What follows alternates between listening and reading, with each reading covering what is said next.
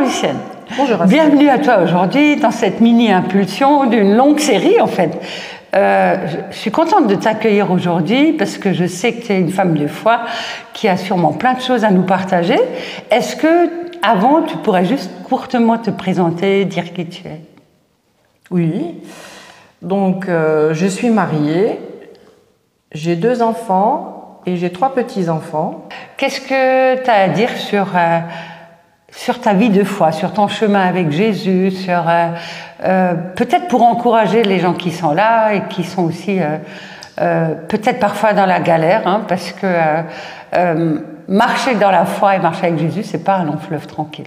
Mais je sais que tu as des choses à dire par rapport à ça. Je t'écoute. Oui, effectivement, ce n'est pas un long fleuve tranquille, mais j'ai appris à connaître Jésus. Et quand on est connecté à Jésus, il est à côté de nous et il nous soutient dans toutes nos démarches. Et je prie régulièrement tous les jours, j'intercède aussi tous les jours et j'aime aussi la louange. Oui. Et pour moi, Jésus, c'est vraiment un grand réconfort et une personne qui est toujours à nos côtés et qui nous soutient énormément. Ok. Et je suppose que tout ce que tu viens de dire, tu le nourris dans ta foi à partir de la parole de Dieu, à partir de la Bible? Oui, effectivement, je lis tous les jours la Bible parce que j'aime la parole. Et j'apprends énormément quand je lis la Bible. Et j'intercède, comme j'ai dit. Je loue aussi, j'aime les bannières aussi, donc je loue avec les bannières et... Oui, et il me faut les louanges, parce que je trouve les louanges, c'est tellement important. Tu dis, il te faut les louanges. Comment tu fais dans tes temps personnels pour avoir des moments de louange avec le Seigneur? Vas-y, je t'écoute. Bah écoutez, je prends mes bannières, je vais dans ma cuisine, je mets des louanges, ou je peux sur YouTube, n'importe, hein, et je loue le Seigneur. Et j'intercède en même temps, je prie en langue en même temps. Ouais. Ok, donc tu es en train de nous dire que la louange, c'est pas un moment où on est pieusement assis dans sa chaise ou son fauteuil, les mains jointes, les yeux fermés, mais au contraire, dans ta vie, c'est quelque chose de dynamique. Ça ressemble un petit peu à ce que David dit, hein, quand David dit « loue le Seigneur » en chantant, en dansant, en sautant, en criant, etc. C'est un petit peu ce que tu vis, en fait. Oui, exactement, oui. Tu pratiques les bannières à l'église, ça je le sais, mais donc tu les pratiques aussi à la maison. Ah oui, oui, oui. Parce que pour toi, c'est vraiment un instrument de louange, un outil, même parfois pour aller plus loin que dans la louange. Tu aimes ça, quoi? Oui, j'adore, j'adore. Ok, super. Et qu'est-ce que la louange produit dans ton âme après, dans ton cœur? Ben, déjà, quand la louange est finie, même si je suis triste avant, j'ai de la joie après. Alléluia. Et j'ai une paix qui vient que je n'avais peut-être pas avant. Il m'arrive même de louer, de prendre mes bannières et d'aller à l'extérieur de ma maison et de louer le Seigneur à l'extérieur de ma maison. Et je trouve que c'est juste fantastique, quoi. Ce qu'on reçoit pendant la louange, c'est juste quelque chose de très beau, de très, très puissant, de très, très puissant. Oui. En fait, c'est beau parce que la parole dit que on doit apporter un sacrifice de louange à l'Éternel, mais en fait, en apportant un sacrifice, on reçoit tellement en retour, en fait. Donc, moi, je vous encourage à apprendre à rentrer comme ça dans la louange, même si ça vous coûte des fois, vous n'avez peut-être pas envie de te lever de ta chaise ou de te booster un petit peu et de te dire, comme David dit dans le psaume 103, « Mon âme bénit l'Éternel ». En fait, il parle à son âme. Il lui dit « Allez, vas-y, à fond, fonce, quoi. Lève-toi, bouge, loue l'Éternel ». Parce que ça change complètement la disposition de notre cœur. Et ça, c'est essentiel, quoi. Le logo d'Esther, c'est « Tu ne seras plus jamais la même ». Alors, tu es vraiment d'accord avec ce logo, en fait? Exactement, je suis d'accord avec ce logo, oui.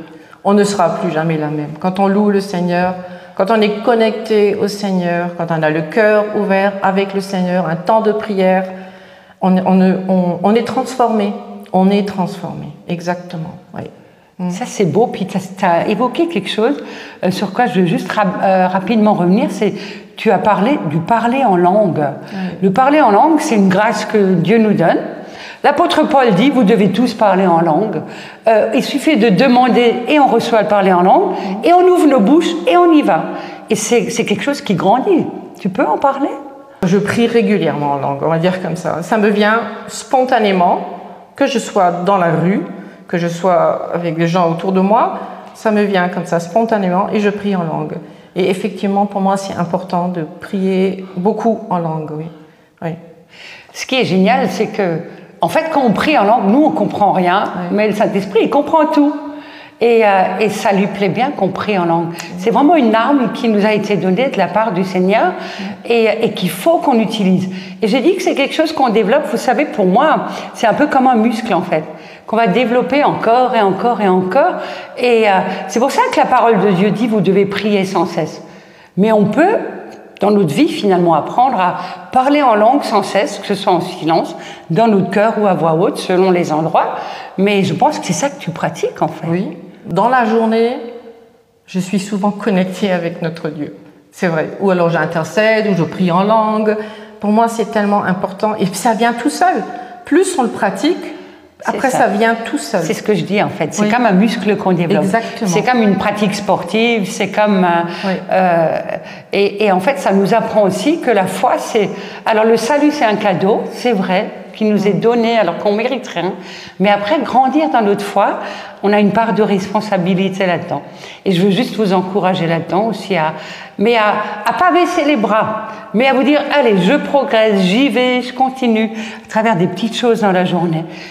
J'aimerais bien juste qu'on termine sur le fait que je sais que tu vis aussi des choses difficiles, on n'en a pas parlé, tu traverses parfois des choses compliquées, et comment est-ce que ta foi te réconforte là-dedans? Disons voir que je sais que nous avons un grand Dieu déjà, et je sais que Jésus intercède pour moi. Parce que ça aussi c'est marqué dans la Bible. Donc je donne tous mes soucis à Jésus.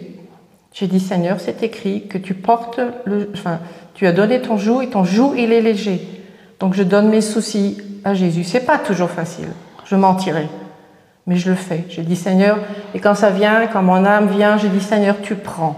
Je te donne tout. Je te donne et tu intercèdes pour moi. Et il le fait. Il le fait. Pas toujours quand nous, on veut. Ça, c'est sûr. Des fois, ça dure un peu plus longtemps, mais il le fait. Alors, ce qui est sûr, la parole nous dit, c'est qu'il n'est jamais en retard. Ouais. Il n'est jamais en retard. Nous, on trouve que des fois, ça dure. Ouais. Vous savez qu'il a l'éternité devant lui, mais je veux vraiment vous encourager, il n'est pas en retard. Il est fidèle à sa parole et à ses promesses. Et comme Lucienne l'a dit, je propose qu'on termine comme ça. Je veux juste prier que peut-être tu es en train de traverser quelque chose de difficile. Peut-être tu es embourbé dans des difficultés, des souffrances, des situations. Tu ne sais pas comment sortir. Mais je propose juste qu'ensemble, on les dépose devant le Seigneur. Et que tu lèves tes yeux, j'ai envie de dire, un niveau plus haut, et que tu ailles auprès du cœur du Père. Là où tu peux recevoir et l'amour, et la consolation par le Saint-Esprit, et la force et la joie pour continuer, pour te relever.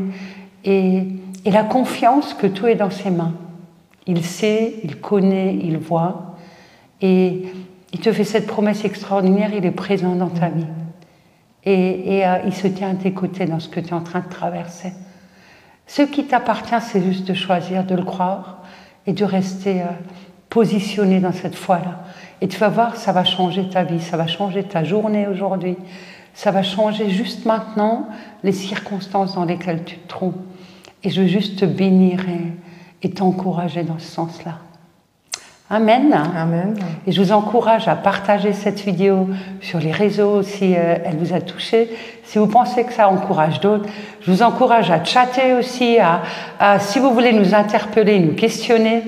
Et je vous donne aussi rendez-vous pour la prochaine, mais aussi allez suivre les infos sur notre page Facebook, par exemple. Vous allez voir qu'au mois d'octobre, on a un grand rassemblement ouvert à tous, un rassemblement Esther dont le thème est « C'est pour ce temps que tu as été choisi, toi aussi qui me regardes ». Bonne journée à toi. Bonne journée.